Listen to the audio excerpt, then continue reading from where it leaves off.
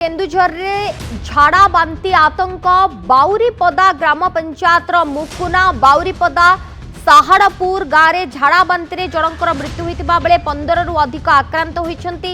मृतक हेले मुकुना गाँव गोपाल देहुरी। आक्रांत माने जिला मुख्य चिकित्सालय और पद्मपुर स्वास्थ्य केन्द्र में भर्ती होती। दूषित पानी जोगु गाँव में झाड़ा बांती व्यापुवा ग्रामवासी माने अभियोग करछंती।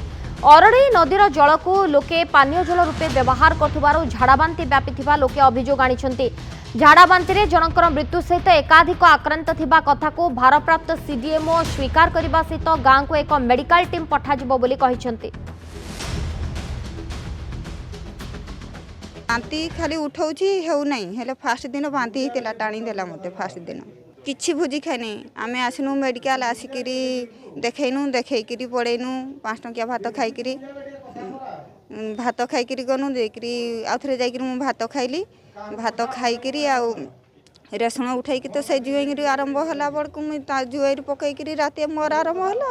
हमर तो प्राय मुकना ग्रामरू 10-12 जन आसिकी आटी एडमिट होइतले से डायरिया वार्ड रे झाड़ा बांती समस्त प्राय दूषित पानी जोग होइकी आ जो गुड़ा ट्यूबवेल पानी बोरिंग पानी को समान को नहीं आमर सब जते सप्लाई नदी सप्लाई पानी अर्डई नदी सब होई से मानक सब होइकी काली जने डेथ होइकी हेले आम घर पाख गोपाल दहुरी मु से प्रशासन को एति अनुरोध करछि जे पानी रो टेस्टिंग करा जाइकी भल टिके सुविधा जोगाई दिया हले भल पानी दिया हले टिके लोक माने रोग बियारू आरोग्य होई पारंते बोली भाबुजी।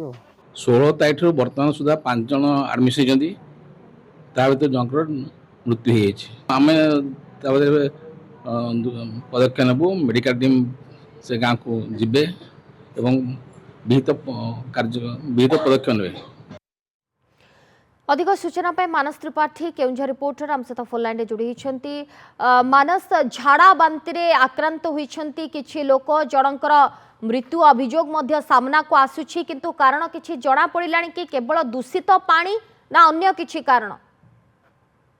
देखो सोनाली नाम पाखे जहाँ खबर अच्छी जहाँ सूचना अच्छी सदर ब्लॉक केन्दुझर सदर ब्लॉक बाउरीपदा ग्राम पंचायत पाखापाखि 3टी गाँ जोटा कहूँ मुकुना बाउरीपदा और साहाड़ापुर गाँव में डायरिया आतंक होती जहाँकि 15 जन पाखापाखि से आक्रांत अच्छा किसी जन पद्मपुर स्वास्थ्य केन्द्र में चिकित्सित होती किसी जन आस जिला मुख्य चिकित्सालय चिकित्सित होती। तेज ग्राम लोक अभियोग हो जो पानीय जल पीछे पाइप थ्रू रे जो पानीय जल जाऊँगी से पानीय जल अरडई नदी आसी तेज जहाँ से अभियोग रही से पानी जो मैंने पीछे अरडई नदी जो पानीय जल आसी केवल झाड़ा बांती आक्रांत होती कि जो मैंने बोरवेल खोली बोरवेल पानी पीछे से कौन झाड़ा बांती होना तेणुकर ये संदेह कर निश्चित भाव में से अरडई नदी जो पानीय जल आसूसी पाइप थ्रू से निश्चय दूषित किसी थी कि जांच कले जना पड़ो एक्चुअली ये पानी दूषित अच्छी कि ना कारण ग्रामवासी मान अभियोग रोचे से पानी पीक ही केवल से जो मैंने पीछे से पानीय जल पानी पाइप थ्रू आसी केवल झाड़ा बांती होची।